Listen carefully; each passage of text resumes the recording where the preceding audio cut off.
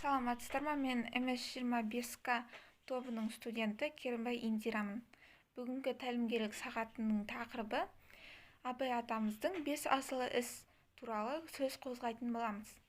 Абай Құнанбайұлы ол өзі 1845 жылы дүниеге келіп, 1904 жылы дүниеден кеткен болатын.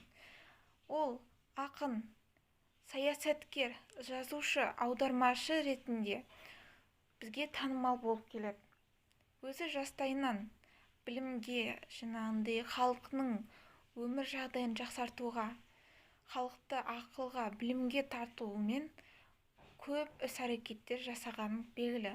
Соның арасында оның көптеген шығармалары, өлеңдері, қара сөздері және орыс тілдің ақын жазушылардың, яғни Пушкин, Лермонтов секілді солардың өлеңдерін қазақ тіліне аударып, қазақ халқына таратқан болатын.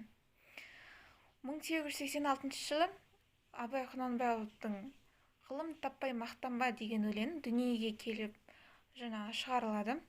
Сол жерде біз 5 асыл іс туралы сөз өлеңде жолдық байқасақ болады.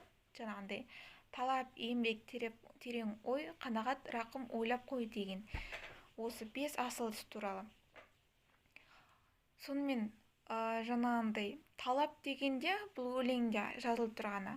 Ол адам өзінің көздеген мақсатына тек талпынып, ынтасымен еңбек ету арқылы жете алатын туралы айтылған болатын.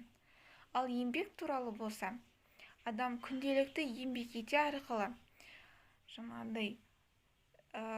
өзінің көздеген мақсатына,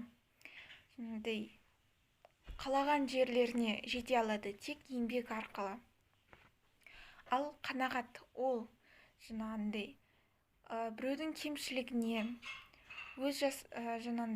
кемшілігіне, Құдай берген бар затыңа сол қанағат ете арқылы адам толық болатыны айтылған.